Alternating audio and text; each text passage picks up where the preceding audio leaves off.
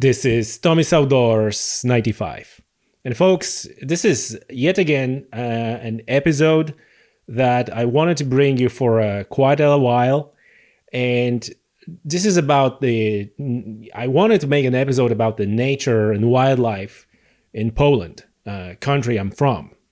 And I know a lot of you have a lot of interest, especially that around Ireland and UK, nature and wildlife is really depleted, whittled away, like some would say.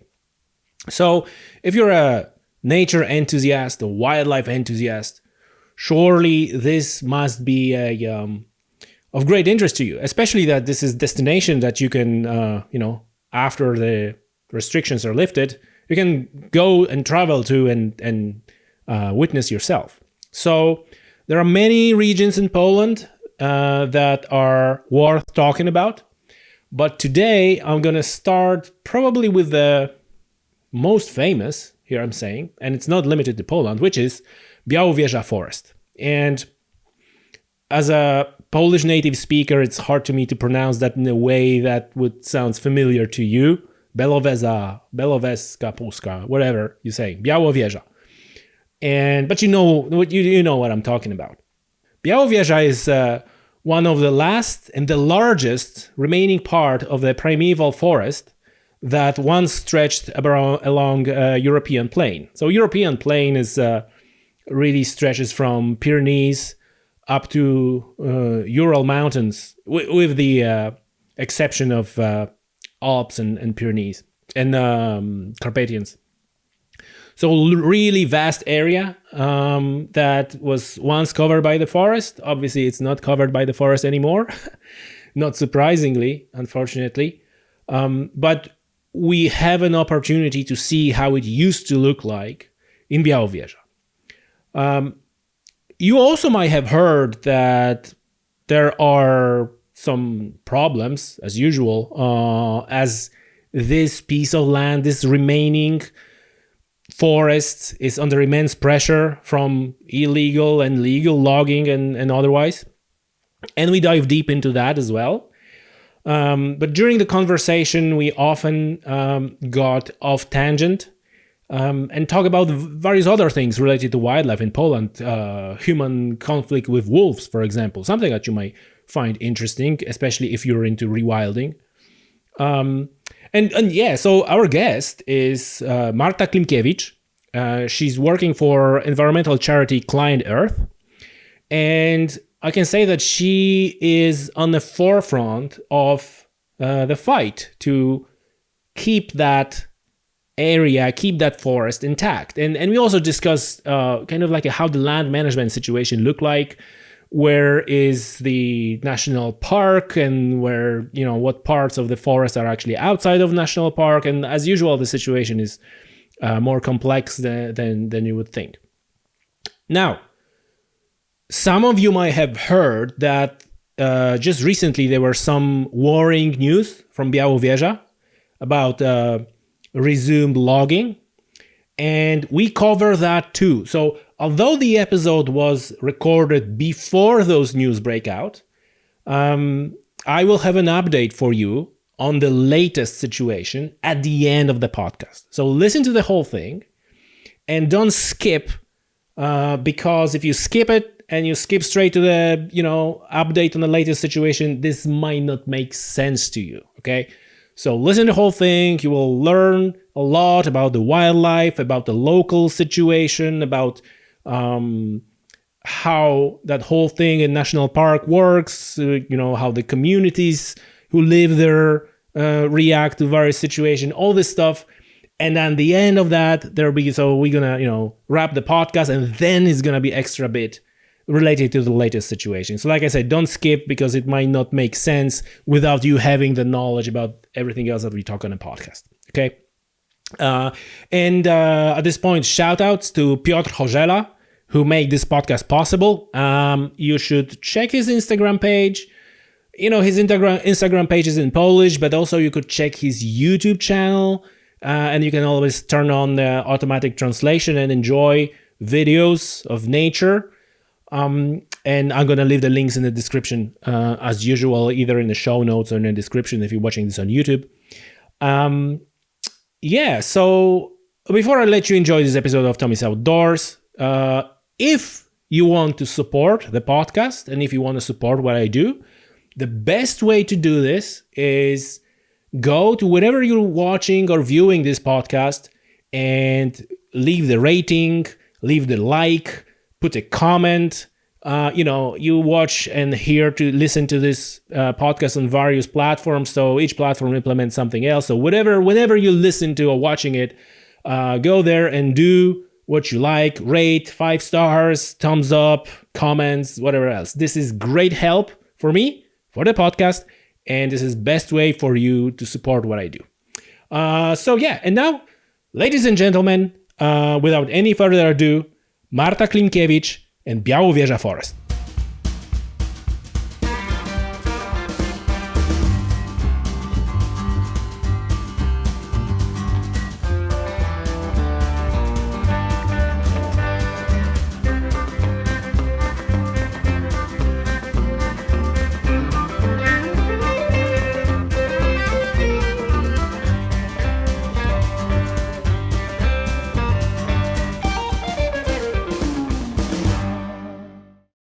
Marta, how are you? I'm fine, thanks. How are you? I'm good. Listen, thanks for doing this. I wanted to record an episode about nature in Poland for a long time, and it wasn't easy. It wasn't easy to find people who will be comfortable speaking English, and I think this is not so much that they have a poor grasp of English. They probably have a better grasp of English than I do. But it's just a barrier. So thank you. Appreciate you doing that. It's great to have you. Thank you. I'm very happy to be here. We will see about my English because I'm not a native speaker, obviously. But does it sound weird? Does it sound weird to talk to another Polish person not in the Polish language? I mean, it does make you scratch your head a bit. Like, why do I even do it like this? But no, I mean, I'm used to it. I work in an international NGO. Non-governmental organization, so we have meetings in English all the time. So I do have to talk to my colleagues, Polish colleagues, in English all the time. All right. So you're probably more used to that than I am. Maybe. Yeah. Excellent. Listen, we're going to talk about Białowieża, and I'm just purposely pronouncing that Białowieża. But obviously, this is like a hell for English speakers. So you obviously talk a lot, like you said, in English and with other English-speaking people. Like, how did you work out a word that is kind of that you can throw it out there and English speakers can repeat, like Bialowieza, like? Yeah, I mean, it's always fun to listen to native speakers trying to pronounce Białowieża Forest. Do it however you want. Białowieża is fine. Bialowieza seems weird. So yeah, Białowieża. Let's stick to Białowieża, however you can pronounce it. I think it would be perfect to find like a forest with less Polish name to broadcast its case across the whole world. But sadly, that it is what it is. So White Tower, maybe White Tower. Yeah, maybe White Tower, but actually more reliable, I would say, sources say that it's from like White Village. It's like Białowieża. Okay. Nobody knows. So White Tower sounds more impressive and more epic. Yeah. But it's not in the news. Like many people mentioned Białowieża already in a podcast. And probably. And even on episode 89, I was talking with Adam. He was doing some research in Białowieża, so I heard like various versions of like people. I was like, oh, what's it? Yeah, but it's difficult. Listen, so with that out of the way, can you tell us first about geographically how it's situated? And there's a lot of confusion between Białowieża Forest and Białowieża National Park and the whole region. It's a little bit like with Yellowstone, where's Yellowstone National Park and there's greater Yellowstone ecosystem and stuff like that. So can you explain that so we're clear on what we're talking about? Yeah, I mean, people confuse it all the time, and it's not strange because typically you just use the sort of abbreviation Białowieża Forest. But it's not only a Polish forest, actually, it's a transboundary forest complex. So the majority of it is located in Belarus, and it's like Białowieska Puszcza, I believe. Now I'm massacrating like the words from different language, doesn't matter. But we have like 1/3 or 40% of the whole Białowieża forest within the borders of Poland. So we have this forest complex. It spans like 72,000 hectares. It's quite big. And people, like the first mistake people typically do is, okay, so it's the entire Białowieża forest must be a national park. It's not the case. Like Białowieża forest is in its parts, like a relic, like it's a living time machine, because the forest in Białowieża looks as if we were transported, I don't know, 400 years ago, like 1,000 years ago. This is how forests looked like on our continent. Obviously, I'm talking only about small fragments of it, not the whole Białowieża forest. So the best preserved forests are within Białowieski National Park. But it takes only 17% of the whole Białowieża forest. So we have the whole Białowieża, and then only like a small fragment of it is a national park. In Poland, national parks are the highest form of nature conservation. So it's very restrictive. It serves one purpose: to protect nature and to show it to people. So there is some touristic activity. You can let people in, you can show them what the nature looks like, but you can only follow like tourist trails. You cannot wander around however you want. You have to be very careful. You cannot break anything. You cannot obviously hunt animals. So a national park is like a refugee for nature. So it's a place where nature takes precedence over everything else. And this is the root of the problem in Białowieża, because if only 17% is protected as a national park, then the question is, what about the rest of it? So here is basically where the whole famous or infamous problem with Białowieża started, because the remaining part is governed by state forests.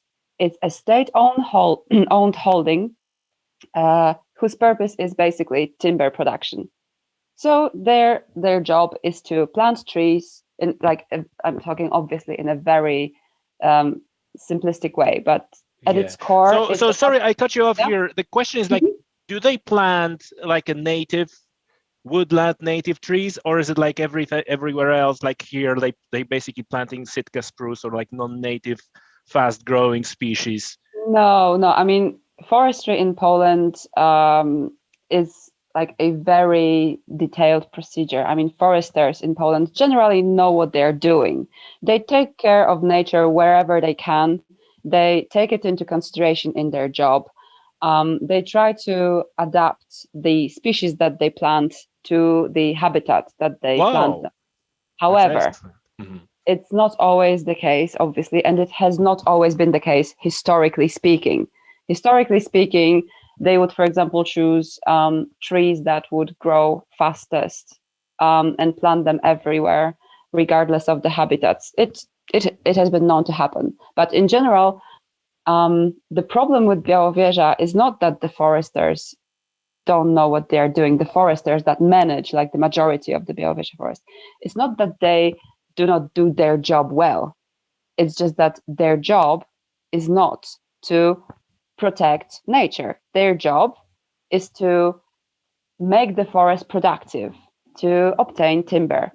And it's fine. I mean, we need timber. It's a material that everybody needs. The question is, from where? Like, do we really need timber from forest complexes that are unique like Białowieża? Because like back to where we started. So this part managed by the state forests is not it's not the same all over the place. You have like this area managed by the state forests, where you have forests which you can normally use for timber production, and then in the midst of them you have nature reserves. It's like a cake with raisins in it. So to make things worse and more complicated, the whole Białowieża Forest is a Natura 2000 site. It means that it's protected by European law. And to make things even worse, the whole Białowieża Forest is also a World Heritage Site. So it's also protected by international law, by an international convention. So the result is a very complex situation from the legal point of view and from the utilitarian point of view, because truth be told, people have very serious doubts and very serious questions regarding how to manage this forest and what to do with it, so that the nature conservation and the management side of things go hand in hand. And this is the reason for which the whole Białowieża conflict emerged in the first place, because a forest as a natural forest, as we understand it, and the forest where you produce timber are two completely different things. Because, so this is something to bear in mind. But they're managed over so these three types of regulations, they're pertaining to the whole thing, so like a whole cake and raisins, or is it only raisins are area of protection? Yeah, I get your question. So the whole cake is protected as a Natura 2000, so by the European law, and as the World Heritage Site, so as the international law.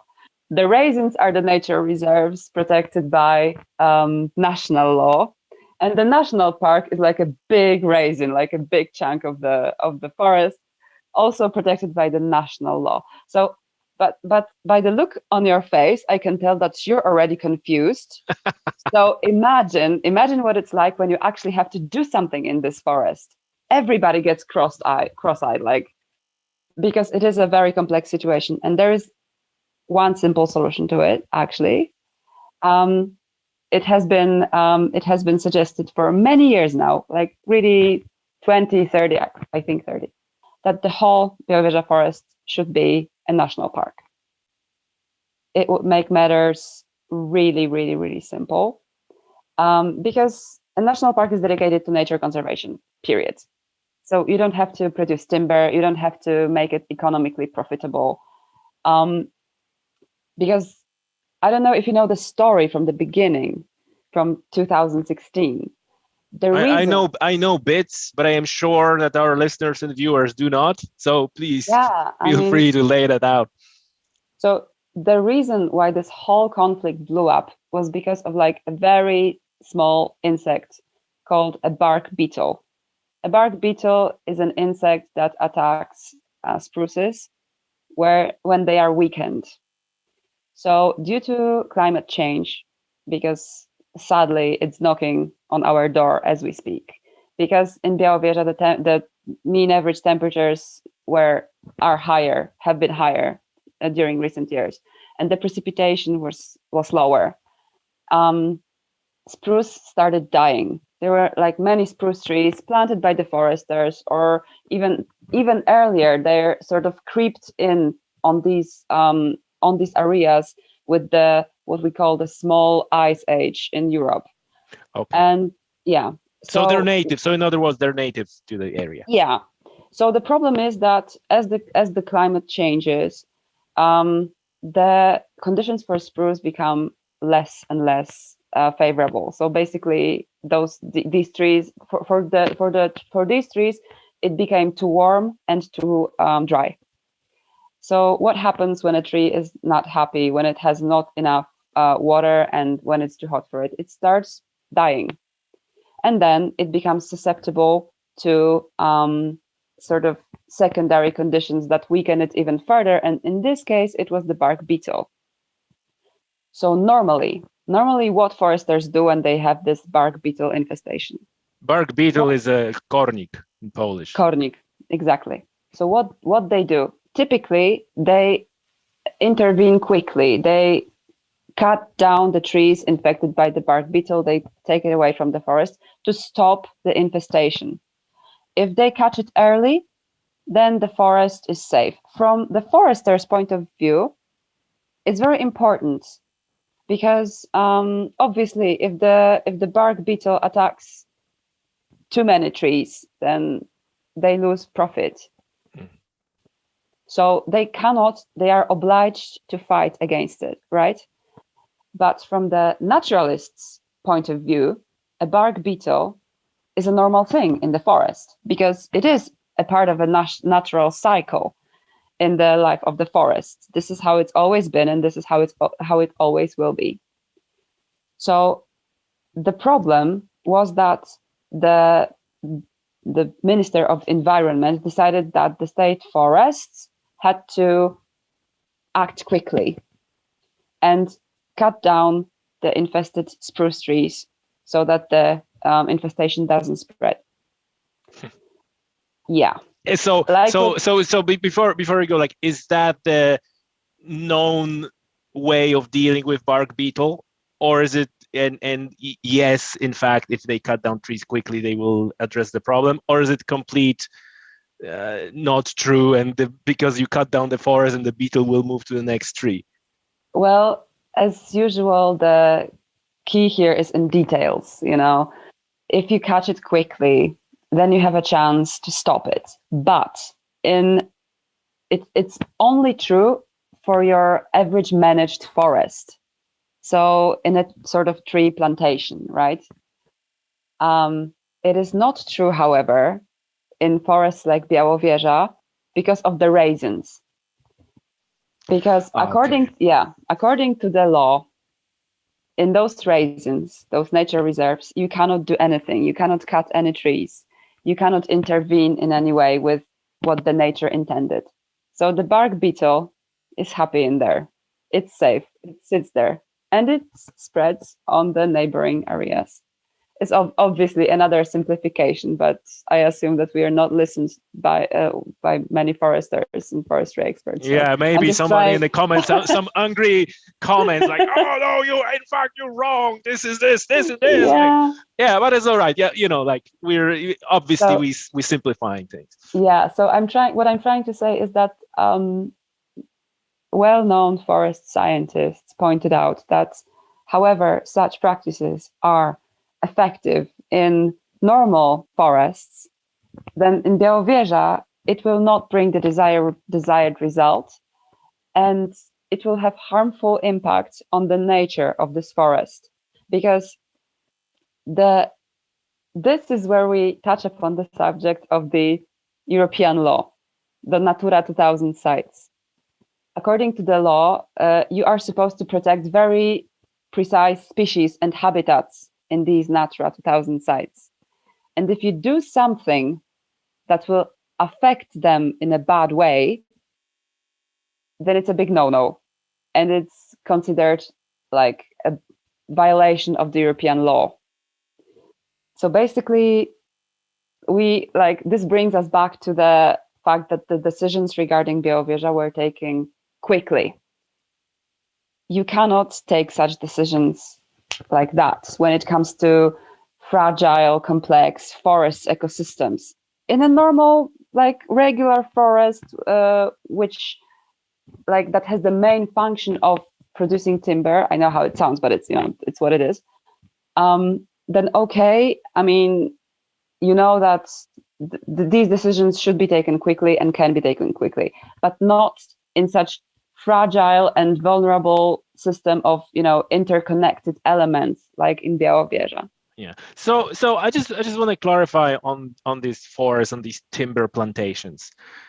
Is this because I think that the most of the listeners and viewers, when they hear timber plantation, by the way, timber plantations and the way forestry in quotes works in Ireland and also in the UK is a big ecological problem.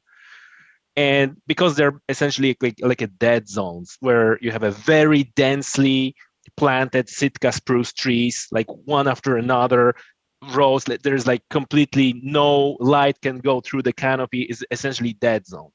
Is this how those plantations look in Poland, or are they a little bit better and there's a little bit of the broadleaf there, and do they resemble a forest, or is it like as messed up as I described? No, I mean, in Poland, the foresters attempt to introduce some more biodiversity into the forest.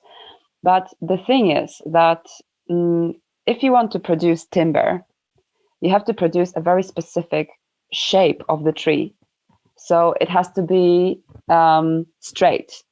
And to achieve that, basically, you have to plant the trees like very close one to another, because the result is that they compete for light and they go up and they grow straightly. Obviously, another oversimplification. Sorry, all the foresters over there. But yeah, so it is not. It depending on the thing that you want from the forest, it does not have to be a bad thing. But in Białowieża, again, it's a forest complex which should not serve the purpose of producing timber, because it's well documented that it's a unique ecosystem, completely like Europe-wise treasure that should be protected, because nobody has such a thing anywhere else. Maybe in Romania, but like you mentioned, it's almost like it's intact how the European continent used to look like. It's and again, as like many times I heard like people who really want to go there and see like how does it, how it used to be. So yeah, I mean, the best thing you can do when you visit Białowieża is go to the national park, because obviously this is where the magic happens. There are other beautiful parts and other natural fragments in Białowieża, but if you really want to feel the magic, it's the best way to do that. The national park has like a wooden gate, a very ornate one, done by like it's created to resemble like elements of local architecture. It's really famous and very beautiful. And to get to the park, you need to go through this gate. So it's like an enchanted forest, and you find yourself in this place, like I said in the beginning, as if you were transported back in time. It's very hard to find such areas anywhere else in the world. Maybe in the world not, but in Europe. So to like add to this picture, Białowieża is home to the last remaining representative of the European megafauna, the European bison. So it's a huge animal. The males can weigh up even to, I believe, 900 kilograms. So they are massive. And on the outskirts of the forest, you can see the herds of European bison grazing on the meadows. You can see them like, clear as day, this gigantic animal just walking around. With the backdrop of this ancient woodland. So it's really a magical place. You don't get that often on our continent, which is densely populated and very transformed by human activity. And I presume you also have a whole assemblage of predators. You have wolves, lynx, of course, wolves, lynx, moose, beavers, all the whole deal. Yes, of course. Yeah. There are no bears in Białowieża, although there have been reported sightings. So it's as if the bears were sort of testing the waters, like dipping their toes in and checking out if it's okay to get back already or not. This is awesome, and like many people who are listening to that, a lot of conversations that I have are around the fact that like on British Isles, and I mean Great Britain and Ireland, it is such a hard thing to get anything that was extirpated back because these animals can't just wander in. Some people need to have a permission and need to consult with stakeholders and actually need to put those animals into crates and ship them over, which obviously is hell. So here's like a best example that here we have, and we have sightings, and maybe we'll have more of them. This is fantastic. Yeah, it's amazing. I mean, it's always magical to encounter an animal like that. For example, like an off topic, right now I live in Bory Tucholskie. It's like a big forest complex in northwestern Poland, and I'm lucky to live in a place regularly visited by wolves. So right now we have like a very snowy winter, and every second day you can see wolf tracks like 100 meters from the house, which is amazing. We see like deer on a regular basis, roe deer, wild hares. So yeah, it's so while we go on that tangent a bit, like how the human wildlife conflict looks like as it pertains to wolves. Is it like a complete mess, or is it like, yeah, we're managing that?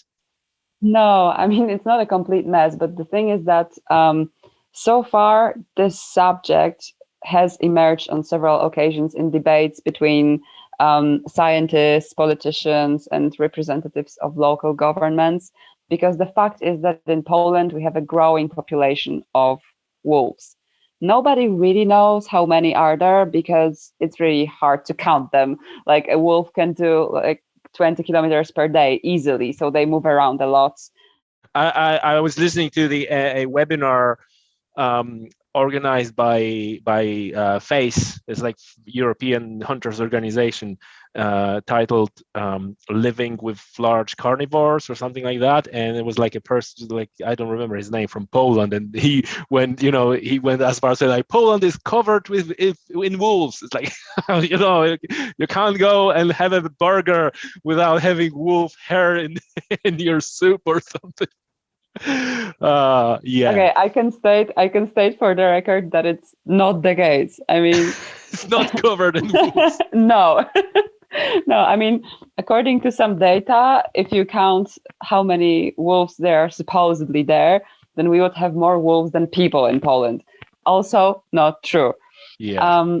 The fact is that the population is growing. So the wolves are basically coming back to the areas where they haven't been present for decades, or even in some cases maybe more than that. So obviously it brings out some anxiety in people, because farming.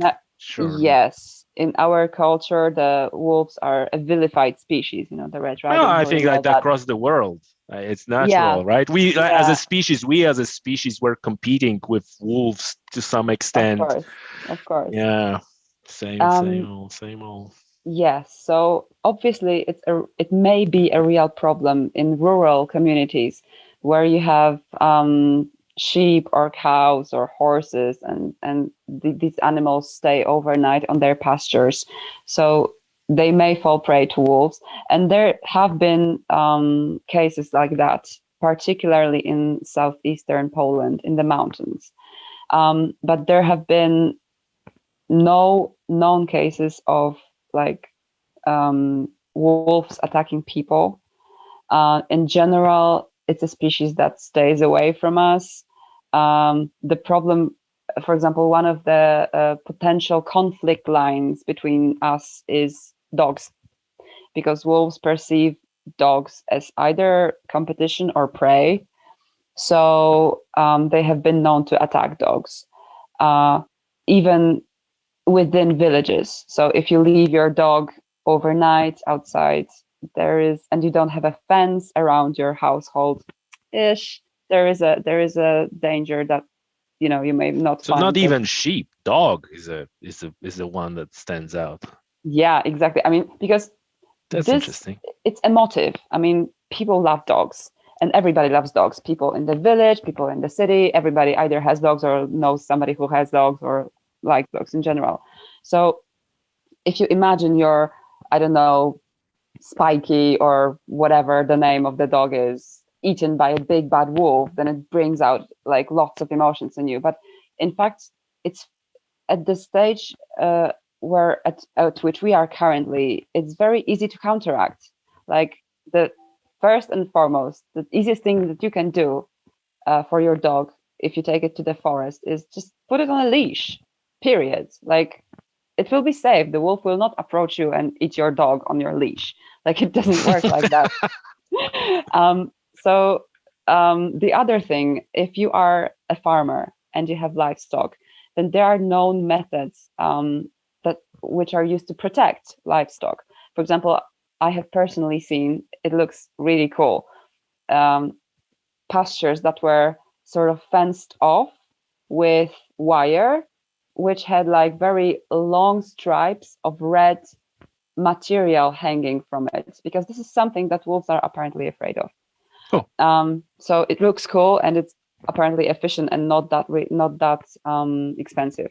So there are there are organizations in Poland that hand out brochures to people that teach people how to prevent wolves from attacking their livestock. So it's not some hidden knowledge that you cannot access and you are sort of powerless against this big scary animal. No, I mean wolves they are smart. They will choose the easiest prey. That's why they are so important in ecosystems, because they have the sanitizing sort of function, that they basically eat the weakest, the oldest, the youngest, and the most vulnerable. So if you sort of approach the subject responsibly and you protect your farm and your animals, then the wolf will not jump over a fence or dig under it or do whatever to get your sheep. It just has better things to do. In Poland, we have lots of wildlife. There is lots of prey for wolves. So it's not that they're hungry and they need to come to us for food. It's not the case. What you just said is very interesting, because I am wondering if a lot of anxiety that I hear about when it comes to wolf reintroduction and so on is because there is here very little of other things for wolf to prey on. So if you're and just to be fair, everybody who talks about their introduction wolves, either in Scotland or Ireland, they say like, well, wolf is like a cherry on the cake. Don't worry about it. We have so many other stuff to do.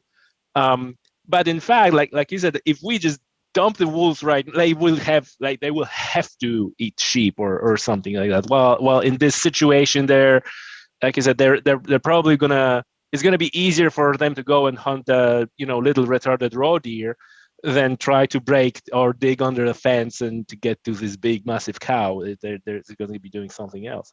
So overall, it's if you had to rate from 0 to 10 the conflict between farming and wolves in Poland, would it be 5? Would it be 8?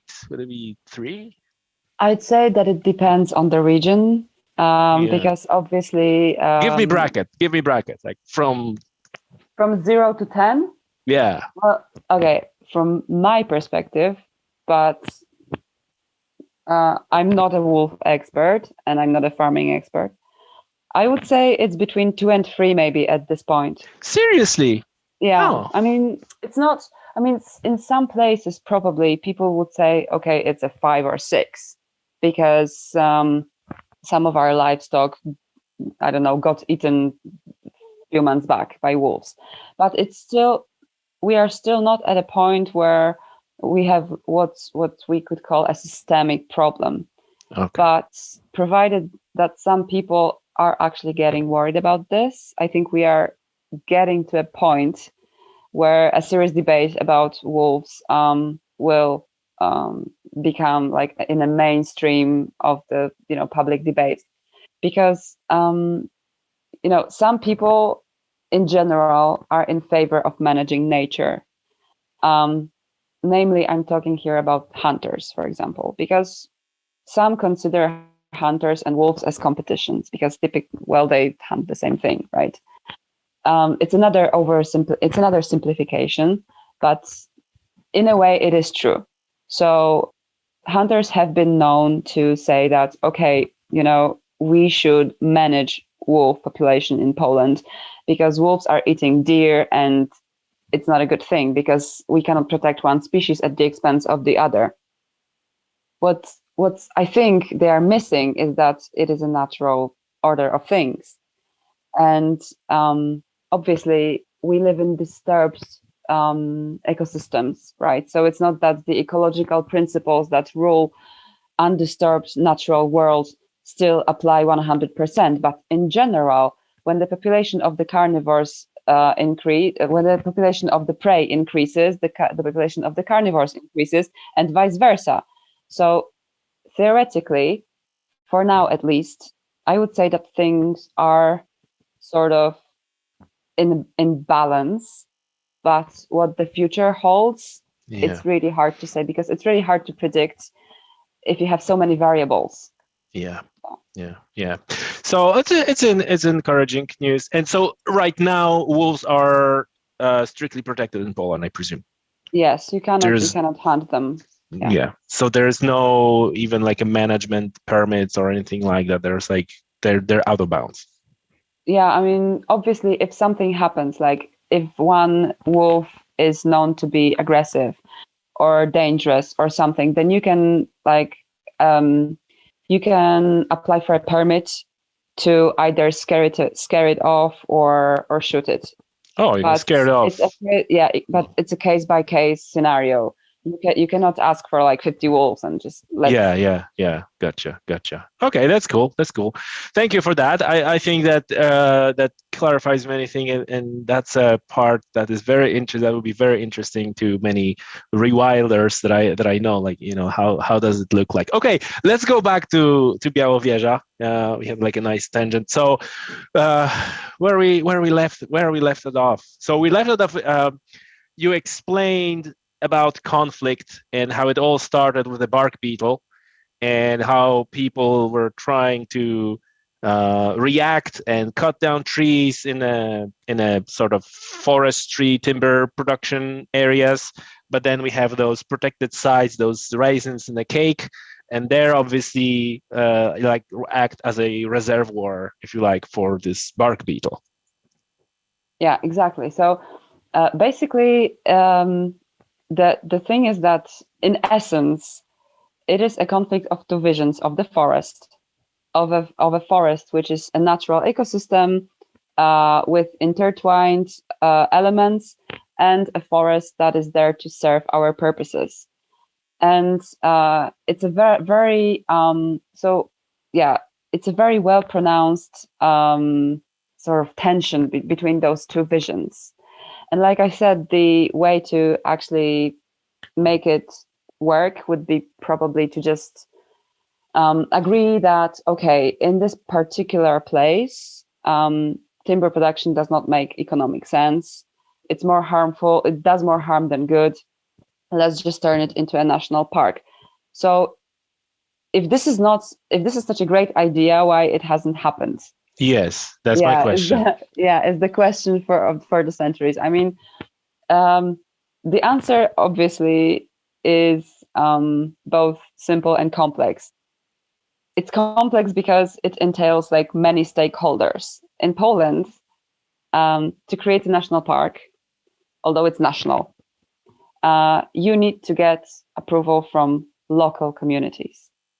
So like the mayor of a commune that has 1,000 inhabitants can say no and put a stop to a process that affects like 38 million Polish people, because national parks are our common natural heritage. So everything hangs on the decision of like a small group of people that, well, they really should not have such a decisive voice in this matter, but our law gives them this voice. Yeah. And is that the matter that they're kind of responsible for their community, and is like, well, we've been, I'm just guessing, like we've been planting trees here for generations. It's a part of our heritage, and therefore we're gonna continue doing that. which you can understand that this is it is an argument. Yeah, I mean, they have really good arguments when you listen to them. So first, there is the pride related to living on a given area, knowing it very well, being from there, like their parents, their grandparents frequently are from there. So they are very connected to this land, and they don't want some people from Warsaw or from the government come in and say, okay, now we will put you in a nature reserve. Enjoy. Yeah. I mean, who wants that, right? So this is one thing. Another thing is that they are simply afraid that it will cost them money because they think, all right, so if we have state forests and we can cut trees, then it's money, then it's jobs. And if we have a national park, then what are we going to do? The foresters will be laid off, and we will sit and watch the wolves run to and fro in the woods. Like, what's gonna be in it for us and for our communities? And the thing is that our system is flawed in such a way that it doesn't offer these people any sort of encouragement or reimbursement for the fact that the state wants to create a national park on their area, because you cannot just come in and say, okay, now we are going to create a national park here. You are going to lose money from the state, from the forest tax. You are going to lose jobs because of the timber industry will be shut down. And we have nothing in return to offer you. Good luck. Yeah. I mean, you can't do that. It should not work like this. So on one hand, local communities should not have the deciding voice in this process. They should not be able to block the new national parks. But on the other hand, they should be encouraged and they should be reimbursed for the money that they lost. Because obviously, national parks create jobs and they create tourism, but it needs time. So you create a national park and then it needs a couple of years to start boosting local economy. It doesn't happen overnight. And in this period, local communities should be supported by the national government. And it doesn't happen. So this is. I have a question. Like, I'm curious what your take on this, because you mentioned tourism and kind of replacing, one source of income with the other source of income. And I mean, like, this is like, it is all over the world, same story over and over again. And so, but this is not this is just my comment. Because it's funny, because it's very similar to situation like in Ireland and Scotland and like on the Highlands, But anyway, so let's assume, so my question is, what is your take on this, that tourism, in fact, is a model that encourage travel, that encourage burning fossil fuels, that encourages, all these things that we know, on the other hand, are not good either. So, and it is difficult. Because you're so deep in that, and you obviously have such a vast knowledge of that. So you surely have a view on this. How you reconcile that to some extent, people who are locally and producing locally timber and meat, sheep, running sheep or whatever else, in a grand scheme of things, that actually ecologically may be much better and more beneficial than say, like, okay, we're going to take this timber production and meat production and put it somewhere else, right? We're going to do it there, and we're going to ship it. And in the meantime, we're going to ship a bunch of tourists here, through the air travel, so they can look at the beautiful forest, but then they need hotels, they need car parks. So is it not like a net result may actually be not what is expected to be? Well, let's start from the timber production, because, for example, in Białowieża, again, there are 3 forest inspectorates in the whole Białowieża Forest. And they're actually not generating profit. You would say, what? I mean, a big forest, old trees, there should be like bathing in money. The answer is that they are not bathing in money because of the structure of this forest. It's basically, it doesn't pay off to produce timber in Białowieża Forest. They are like, state forest has like this pot of money where like richer forest inspectorates, they put money in there, and poorer forest inspectorates, they take money out of there to sustain themselves. So for example, in case of Białowieża, the local forest inspectorates, they have to take from this pot because they cannot sustain themselves. So this is for example, in the case of Białowieża, another problem with timber is that, fun fact, local timber production is not does not cover the needs of local communities for firewood. So local communities are always saying, okay, we need firewood and we cannot get it. Why? Because you're not cutting enough. And it's not the case. It's the case of a flawed system of the selling of timber, because it's very complicated, but in essence, it boils down to who pays the better price gets the timber. And the timber is shipped off to like large recipients. So it's not used locally. And it's so that answers that question. That answers that question. And when it comes to tourism, obviously you touched upon a very complex subject, because the problem with nature conservation is that until you show people nature and you make them experience it and you make them fall in love with it, you cannot expect people to want to protect nature. And if people, your average Joes and average Janes, don't care about nature, then the politicians don't care about nature. And if the politicians don't care about nature, then nobody cares about nature. And, you know, national parks don't get created like in Poland for 20 years or something. So that's why tourism in national parks, on one hand, is a very dangerous phenomenon. Because obviously, for example, in Tatra National Parks in Poland, in the mountains in the south, you have 4 million visitors per year. And this park is like 217 square kilometers. It's tiny. It's like teeny tiny national park visited by 4 million people. They are trampling all over the place. So yes, it's very dangerous. And obviously, if you add like carbon footprint, yada, yada, everything, the cost of getting there and staying there and everything, and landscape pollution, light pollution, noise pollution, actual pollution with garbage and sewage and everything, it adds up, yes. But national parks are very important to sort of create in people the love and appreciation for nature. And for that to happen, they actually have to be there and experience that. So it's a conundrum, because frequently it so happens that by sort of making a place accessible for tourists, you harm the thing that the tourists came to see. And national parks in this aspect, thankfully, they have very strong legal tools to counteract this process.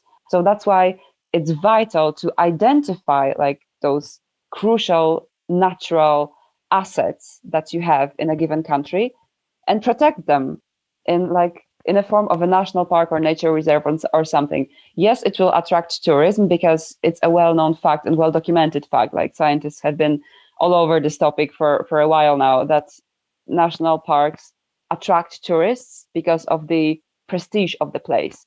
Because everybody thinks, okay, it's a national park, so there must be something cool in there. Let's go there and see it. But still, in the overall equation, I believe it's just vital for people to be able to actually see what this whole nature conservation is all about. Because if they don't have this opportunity, then nobody will care. Yeah. That's very valid point. That's very valid point. You need to experience that, and I think that the majority of the population is concentrated in the city complexes in metropolitan areas, and they they just sitting playing their PlayStations and watching Netflix, don't have an idea how it looks like.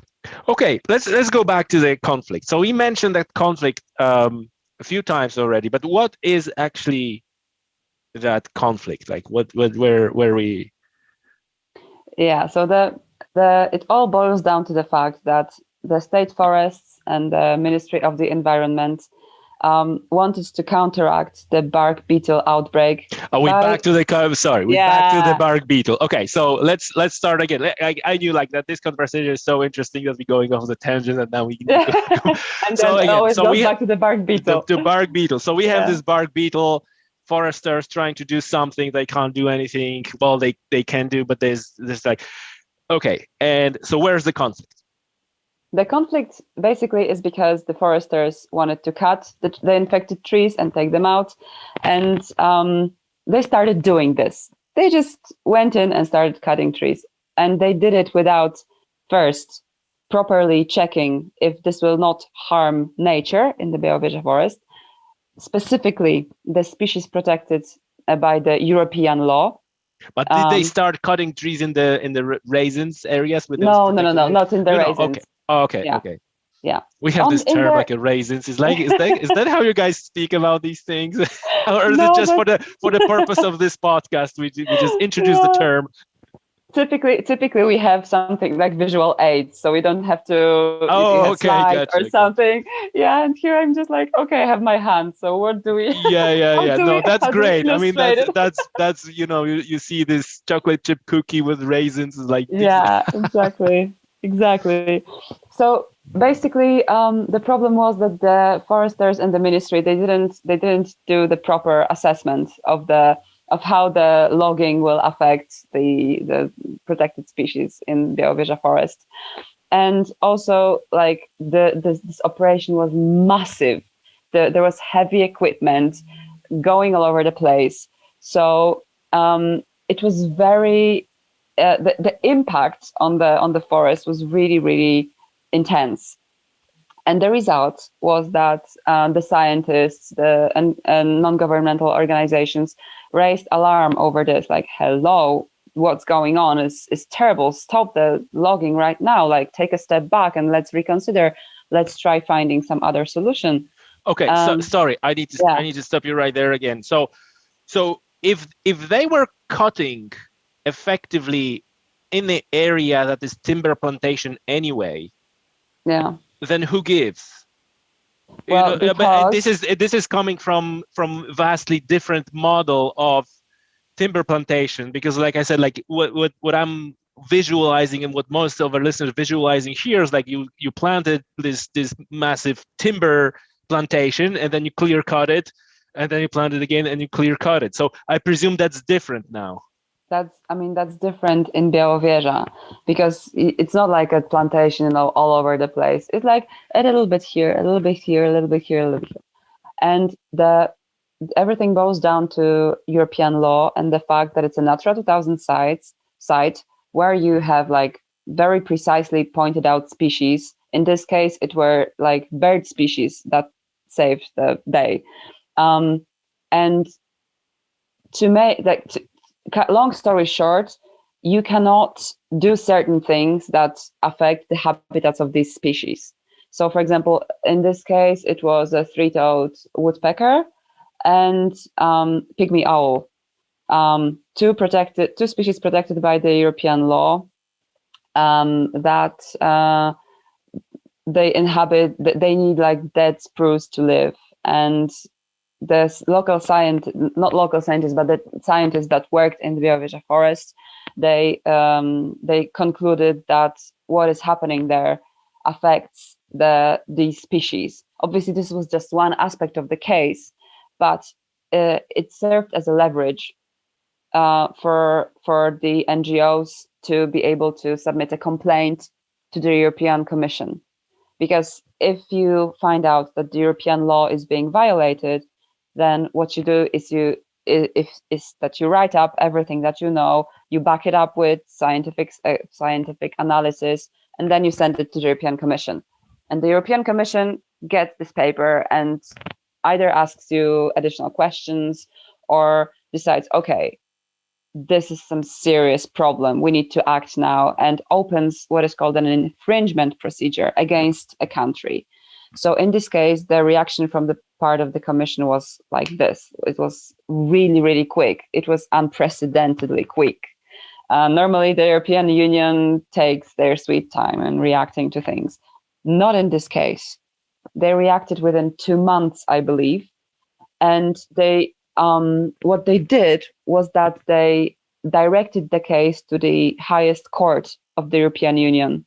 The I don't know how to expand the abbreviation. The Court of Justice of the European Union. Yeah, because I typically use the abbreviation.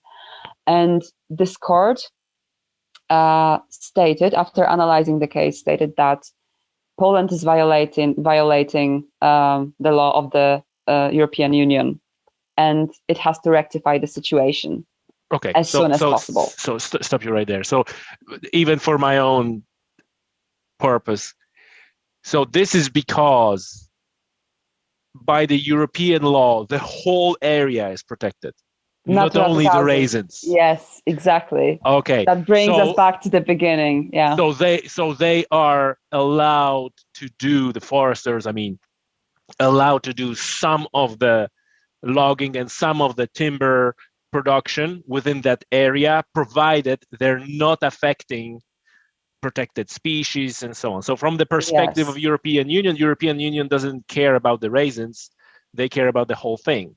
Yes. The species that inhabit this. Yes. Yeah. While locally looking from the local perspective, it's like, okay, let's deal with that on our part. We're just gonna leave the raisins out, and this is where. Gotcha. Is that correct? Yeah, it's correct. Okay. I bet that there's at least one person at this moment who's like, "Oh, thank God you explained that because I was lost." Yeah, I know. It's so confusing. I know that probably for some people who are listening to this podcast, they will have to rewind. Like what? Like raisins, Natura 2000. What? Well, in short, like European Union protects the cookie, and Poland protects the raisins. Yeah, it's a way to put it, but the other way to put it is like, Poland is a part of the European Union. So basically, Poland is obliged to protect the whole cookie as well. It's up to Poland how it does it. The European Union is not a stickler for details. It doesn't always tell you, okay, you should do it this way. No, it says, guys, this is something cool and we should protect it. It's up to you to find the best way of doing it. But, here are some guidelines. Right. So right. That complains is saying like, well, you actually not doing what you're supposed to, regardless of the way. Exactly. So the result was that after the ruling of the court was out, the Ministry of the Environment still didn't want to stop logging. They just, for the weirdest time, because it was really weird. It's like, who does that? It doesn't happen that the country ignores the ruling of the highest court of the European Union. So for the, as I said, weirdest time, they just ignored it. They said, okay, we won. This ruling is actually in our favor. It's fine. Let's keep doing so what it's like a flipping the script almost. Yes, it's like, we won. Yes, exactly.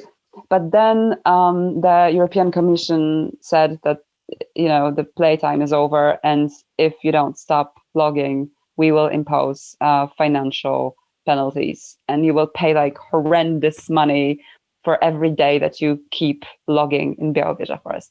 And this is what did the trick.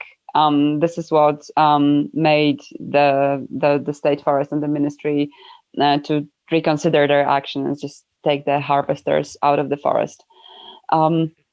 But what was also incredible about Białowieża case was that it mobilized people from all over the country, and in some cases all over Europe as well. People started coming to Białowieża from all over the place, and they formed what was known as Camp for the Forest.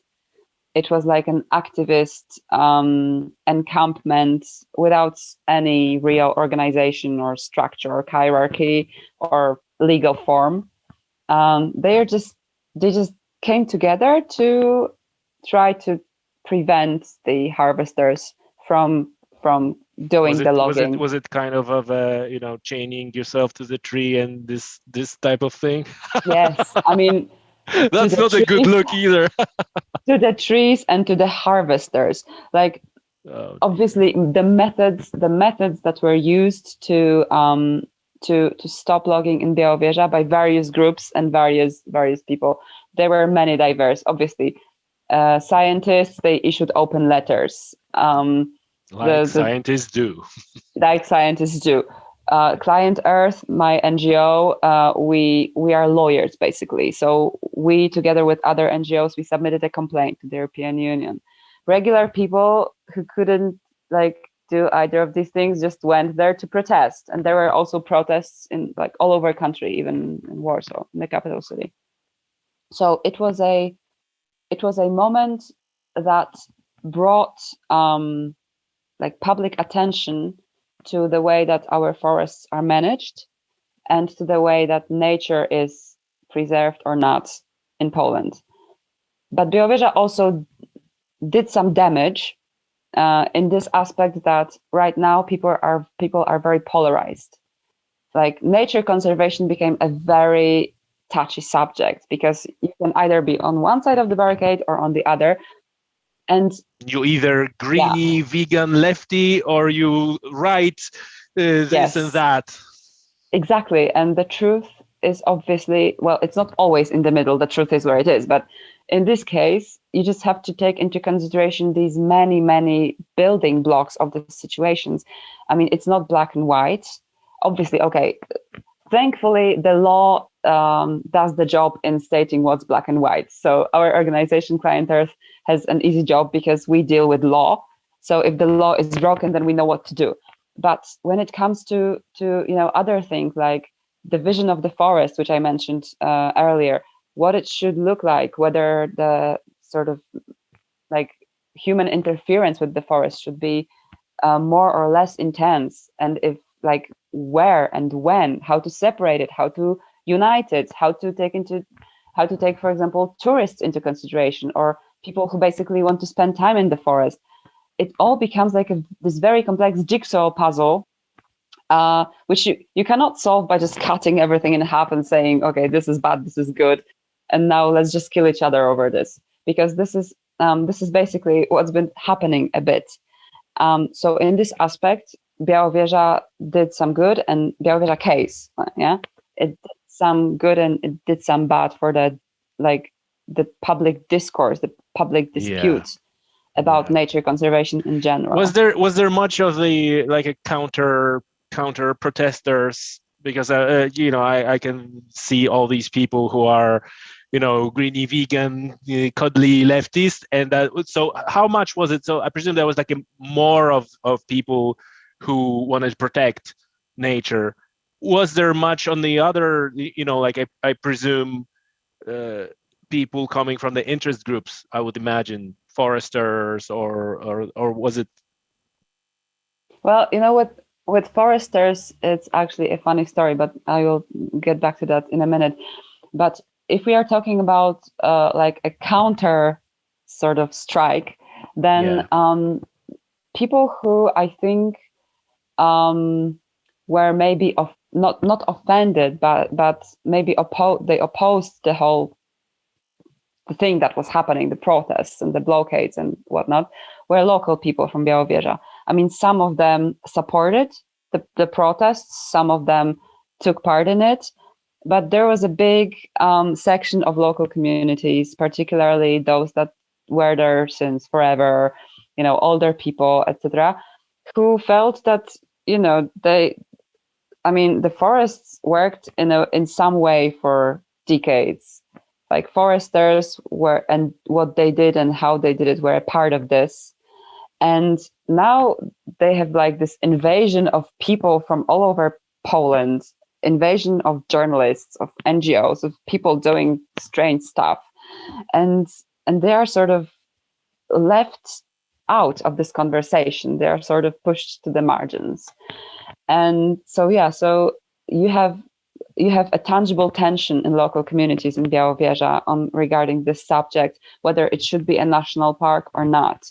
And there are groups that say, yeah, we should have a national park here because obviously the model where the majority of the forests is managed by the state forests, it just doesn't work and it will only get worse. And let's just solve this problem and we will be fine because we'll have tourists, because nature, I mean, it can pay for itself. It sounds bad, but it can be the truth. But there's this segment that says, I mean, you know, when they hear a national park, they are like, no. Yeah. No, and like part of that is you know, I guess I'm looking for a right word, but the lack, you know, like lack of understanding, maybe. I don't know. I don't want to use the word that would offend anyone, but you know, like a point of view. But part of that is, like you mentioned, that's that local pride. Like we lived here for so many, like while all of a sudden, right? Probably where were you when we have this and this? Now so that's also understandable. You said that you're going to come back to the story with foresters. Do you remember what it was? Yeah, I remember cool. It was. Well, the foresters, obviously, you know, it's a big company employing thousands of people across Poland, and they have a very hierarchical structure. This company. So this is like a government-run company? Well, it's not government-run; it's public, but they're like sort of an independent organism. So the money from the state forest, it doesn't go directly to the state budget. They have they have like one act on the forest, which regulates how the state forests work, but they have lots of independence with how they run things. And they wear uniforms, so they are very like, they have to keep a united front on the outside, because like it's a very strict sort of formation. You have to be, it's a very long tradition. It has a certain image to uphold. So when you listen to the things that the state forests issue on the outside for the outside world, they will always say that, well, we are not the ones who should decide whether Białowieża Forest should be a national park or not. It's up to the Ministry of the Environment. And obviously, also high-ranking officials of the state forest will tell you that the foresters have been taking care of Białowieża Forest since forever, and we know how to do it, and it's all fine.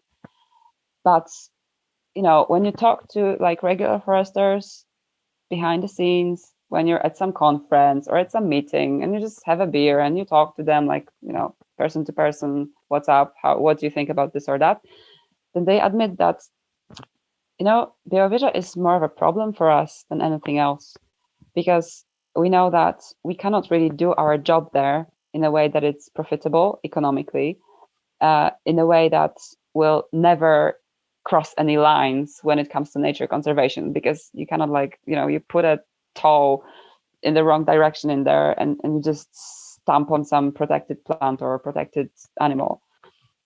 So they admit that the simplest solution would be to just create a national park, because that would also take it off their hands. But it's not something that they will ever say out loud. So unless the official company line will go that direction, yes, then they will. Otherwise, exactly. I do not envy them. I mean, the job of foresters in Białowieża is not an easy one. So it's up to like the state authorities, the national authorities, to solve the problem. But they have been trying to avoid it as much as possible. So. Because they're not living that problem every day. The foresters do, and that's why. Yeah, exactly. Wow. So how the situation looks like? Because, you know, somehow one thing we kind of never mentioned, but, and you can correct me now if I'm wrong, but it seems like with most of these kind of ancient or you know, old natural complexes, it seems like the history is the history of destruction, right? And it's like over years, world wars and everything, and it's like almost like every century chips away a little bit, a little bit, a little bit. And so I presume that what we're discussing right now is just the latest thing that's going on in this chipping into that big natural complex. How does it does it make sense? Is it how it looks like? Yeah, I would say, Białowieża has layers of protection right now that protect some aspects of this forest ecosystem. So I wouldn't say that it's like at its lowest when it comes to the state of how things are. Actually, this year we will be celebrating the 100th anniversary of nature conservation in Białowieża.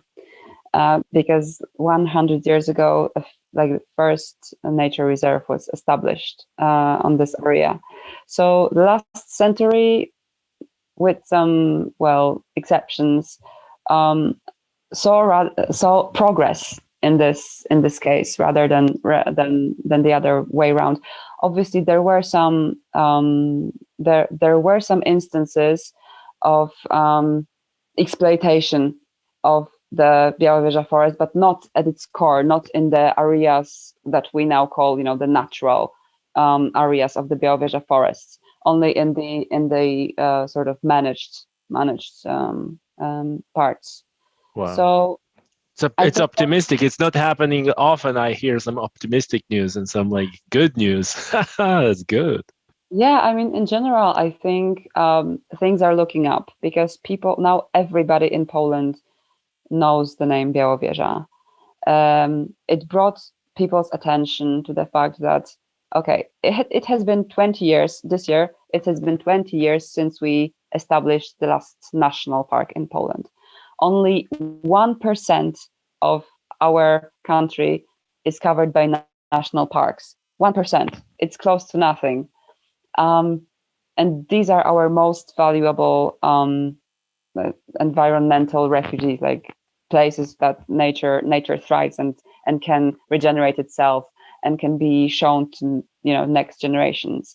So I think that slowly but surely people start noticing that this is a problem which can be easily solved. For example, we did a poll back in 2018 asking what people think about Białowieża and whether it should become a national park, and 84% of respondents said that yes, in fact, it should be a national park. 84. So it shows a very, very strong and very visible trend. And I think in the next couple of years, it may lead us to our final holy grail, the status of the national park for the entire Białowieża Forest. Wow! So is that you feel like this is the reality? It could be a reality. Well, you never know, because there have been several attempts of that already. Like back in 2006, the late president created sort of a team of scientists and experts and gave them the task of sort of preparing the project of the national park for the entire Białowieża Forest. And they did that. And the government even found money for the local communities to pay them for the national park. But at the last minute, the local communities decided to back out of the deal, and the park was not created. During the recent years, the years of conflict, there has been another attempt of doing just that. And also, again, it failed. But still, it's like a drop that, creates a hole in the stone. So I'm optimistic. It may not happen next year or this year. This year would be perfect, but because 100th anniversary. But it won't happen this year, most likely, or in 5 years. But it will happen because, most people just don't see a better solution for this. And if I was to, this is something that everybody can wish to Białowieża Forest for its 100th anniversary of protection, to just become a national park and be done with the quarrels and be done with the conflict. The whole cookie. Exactly. Let's just eat the whole cookie and have the whole cookie, and just have people visit it and enjoy it in its state. Yeah. Wow, that would be great. No, you know, in general, I feel like the tide is turning, and you know, I often ask these questions. I talk with various people on a podcast, and I feel that there is a lot of opposition, and sometimes the opponents of certain, you know, either rewilding movement or creating national parks or changing land use, because you know, I guess that's the umbrella term, that in general we need to start changing the model of land use. And some of the people have a very good reasons why they don't want to do this, and absolutely in some cases that would be just simply not fair, and even would be almost like a, you know, act of colonialism, like, you know, now you get out, we're gonna, you know, have a nature here and you go somewhere else. But I think that overall the tide is turning with the more, like in the case of Białowieża, more awareness among people. And it's like, oh, we have this biodiversity loss that's going on around the world, and oh, we have this climate that is changing, and like, oh, what, and I'm optimistic for the future in that regard. And I guess there's always a question, you know, like, okay, but how much we going to lose still before we get there to this state where we start, you know, kind of gaining ground, so to say, in terms of nature conservation and reversing biodiversity loss and so on and so forth. So, but I'm guessing that you're optimistic, kind of optimistic person in that regard. Yeah, I mean, Polish people in general are very, maybe not always consciously, but they are nature lovers. For example, we joke that Polish national sport is mushroom picking. Yeah. Yes. Yeah. Because we are like national, international champions in it. Everybody has some place that they go to pick mushrooms in the autumn. I mean, I haven't heard about any other nation that does it like that. That it's like a massive movement of people. There is a passion about mushroom picking. There's no doubt about it. People are fierce like about mushroom picking in Poland. So if you want to do it efficiently, then you have to know these mushrooms. You have to know where to find them. You have to spend many hours in the forest. You have to get to know the forest, to know where they grow, and you have to know about the weather, how to get prepared, what to do if you get lost, and yada yada yada. So in Poland, basically the majority of people has emotional relationships with nature. Although if you ask them, they will not always tell you that. Yeah. No, you're right. Like you mentioned, like unconscious, like, but I mean, you know what? That's the best kind. I think that's the best kind. That you're, you know, you don't even know, but it's there.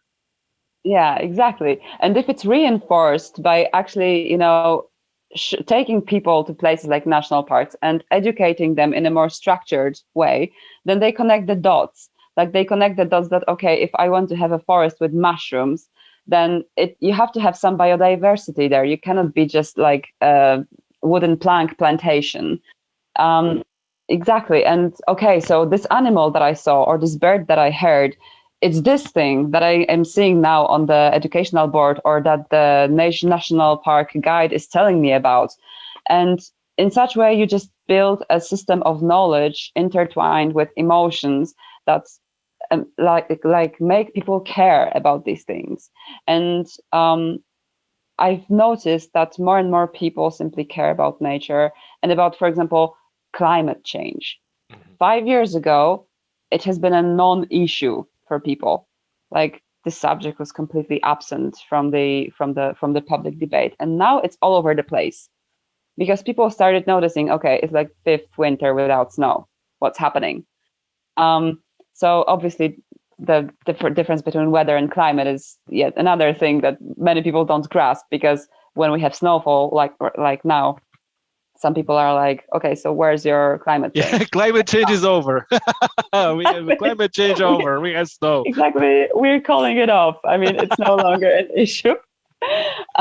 But yeah, I mean, people started noticing that the rivers that they used to swim in as kids, now they have like way less water, or that the swamps or wetlands that they used to have in their neighborhood, they are now dry.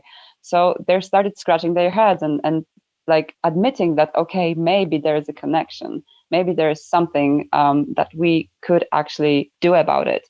So you can't ignore it anymore. You can't ignore it anymore. Although I'm worried what will happen if we do have like 5 winters with snow. So I'm not sure.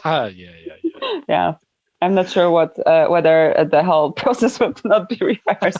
This whole work of 5 years of trying to put in people's brains that actually climate change is real. But for example, fun fact: our organization is working with employees of Bełchatów power plant. It's the largest power plant in Poland. It burns coal. And these people are already aware that the time of coal is over, that their lives and the lives of their workplace, that it will change drastically. And they feel that the government is not doing enough to prepare them for it. And it creates a sort of interesting alliance between an organization of environmentally sensitive lawyers, let's say, and people who would normally probably be their opponents, because they could say, okay, you want to take our jobs, you want to shut down our power plant, and you want to take our jobs, and you want to make our lives miserable. No, they are actually seeing that, okay, it's going to happen regardless of these lawyers, so we better do something about it. Everybody needs a good lawyer now and then. No, I mean, really, it's like they also feel that the tide has turned, and they don't want to be left out, because they know that there is big money coming from European Union for just transition, for actually making sure that the people involved in the energy sector and the mining sector, that they are not left out and left behind. But in order to get this money, the country, the state, actually has to, do certain things, to prepare in very specific ways. So it gives me hope. The Bełchatów, for example, case, just like Białowieża case, and the fact that people are starting to take action, they are starting to get involved.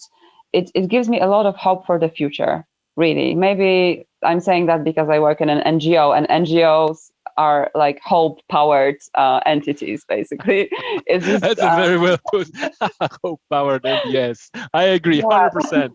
100%. So maybe I'm biased, but that's my kind of job, probably, to be biased in this. Listen, so if we go back now to what is the current situation with the conflict? Because I presume that EU stepped in, the highest court of justice stepped in, the logging stopped, but the bark beetle is still around, I presume.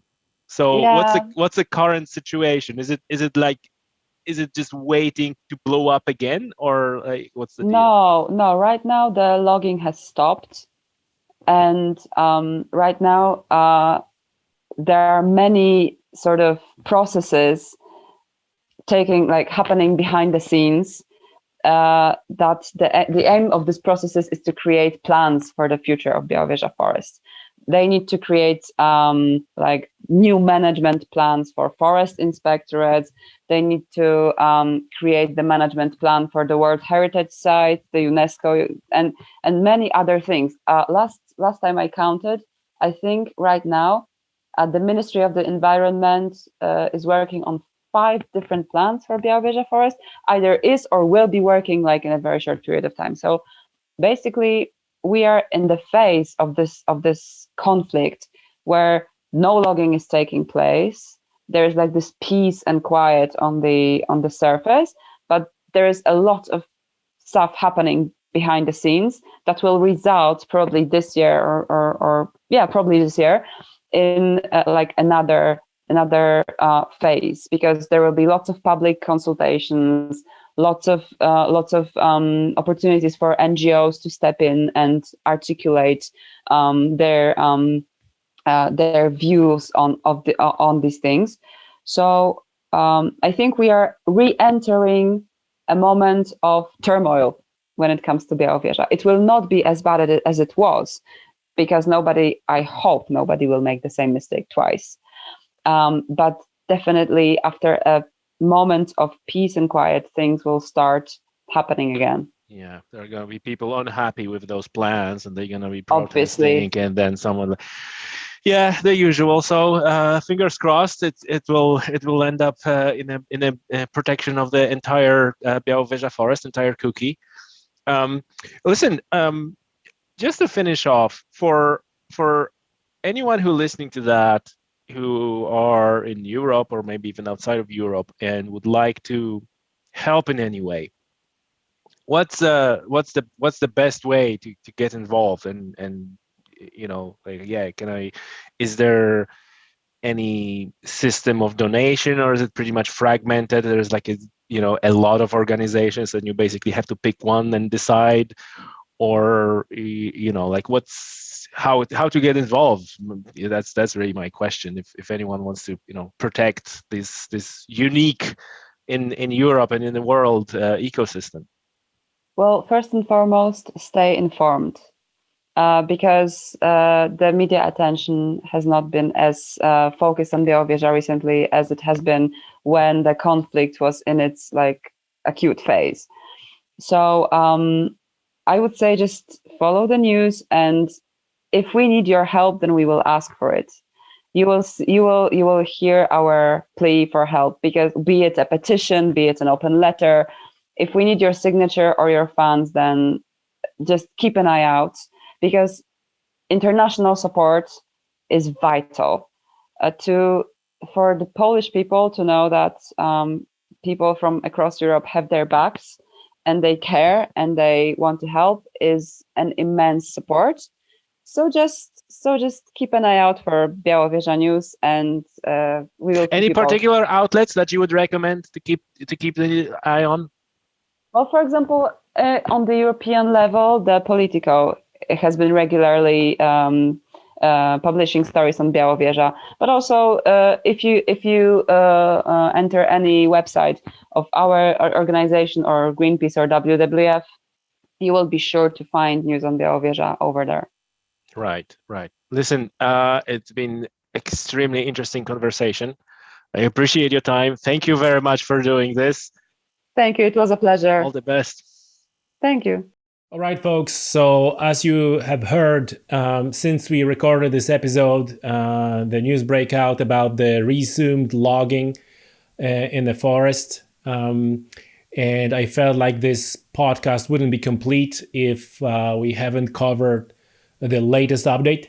Unfortunately, Marta was unable to join us in person for some personal reasons, and I didn't want to delay that episode any longer. But I managed to get hold of Marta, and she sent me a message that I'm going to read it out to you now. Actually, I'm going to translate as I'm reading it out. So the update is that the minister signed documents that enable logging in the forest this year. In this year, right? However, the situation is not as dramatic as the media portrays it. Our organization, ClientEarth, has an issue mainly with the way the documents were prepared. So that's it. That's a short update. In other words, to recap, the logging is renewed for this year only. This is being challenged on some legal basis, and overall the situation is not as dramatic. It's not like, oh my God, they're going to cut down the whole forest. No, that's not the case. So there is still plenty of reasons for hope and optimism. and best people like Marta are on the case. So I think that if there are going to be any more updates, I will bring you those updates on my social media channels. Twitter mainly, that's my main social media. Also tommysoutdoors.com. And yeah, that's it. Thanks for watching, first for listening, and until the next one.